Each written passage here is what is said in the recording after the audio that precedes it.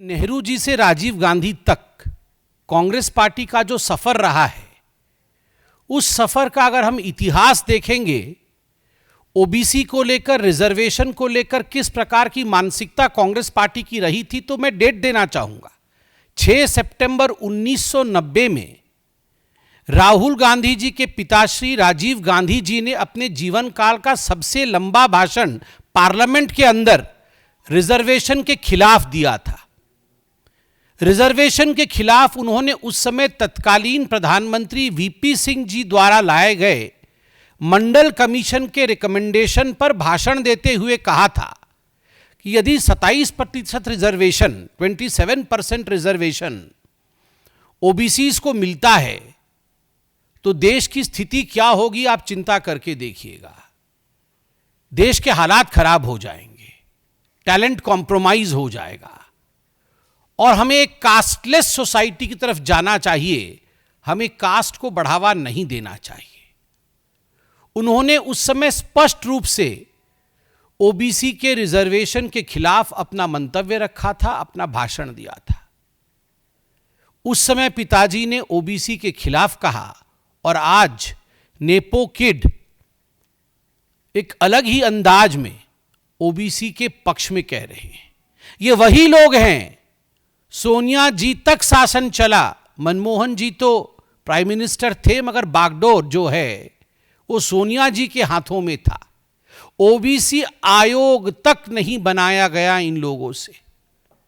OBC आयोग जिन लोगों ने नहीं बनाया, वो आज हमें यह भाषण दे रहे हैं कि हम आएंगे तो ऐसा होगा, हम आएंगे तो वैसा होगा। आप चिंता करके देखिए, इनकी जो अपीजमेंट की पॉलिटिक्स है वो केवल एक धर्म तक सीमित है। राजीव गांधी जी ने भी भाषण देते हुए सदन के अंदर 1990 में कहा था कि आप ओबीसी रिजर्वेशन मत लाइए, मुसलमान रिजर्वेशन का क्या होगा, मुस्लिम रिजर्वेशन के बारे में चिंता करिए।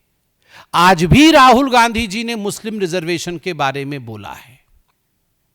कर्नाटक के अंदर ये जो कास्ट सेंसस की बात हो रही है, कास्ट सेंसस नरेंद्र मोदी जी ने इसे स्थापित किया है, नरेंद्र मोदी जी ने डिक्लेयर किया है।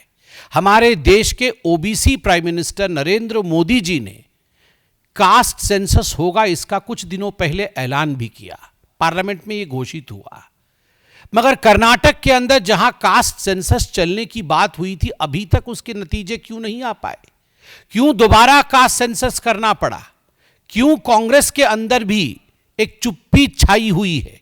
क्यों कांग्रेस के अंदर भी कहीं ना कहीं कर्नाटक में सुगबुगाहट है?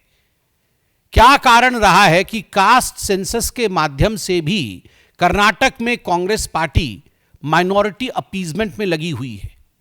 आप देखिए, कुर्बा क्रिश्चियन, ब्राह्मण क्रिश्चियन, वोकलिंगा क्रिश्चियन, ऐसा कास्ट आपने सुना है क्या कहीं? 26 ऐसे कास्ट उन्होंने कर्नाटक में बनाए हैं जिसके माध्यम से जिनको रिजर्वेशन मिलना चाहिए उनका हक छीन करके किस प्रकार से धार्मिक तुष्टीकरण किया जा सके, किस प्रकार रिलीजियस अपीजमेंट किया जा सके, उस दिशा में कांग्रेस बढ़ रही है कर्नाटक में। और इसी कारण से कांग्रेस के खेमे के अंदर भी कर्नाटक में एक अशांति है।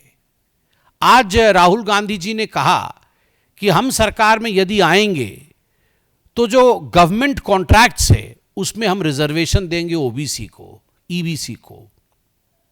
आप याद करिए, कर्नाटक में भी उन्हीं की सरकार है और वहां 4% का रिजर्वेशन गवर्नमेंट कॉन्ट्रैक्ट्स और टेंडर में केवल मुसलमानों को दिया गया।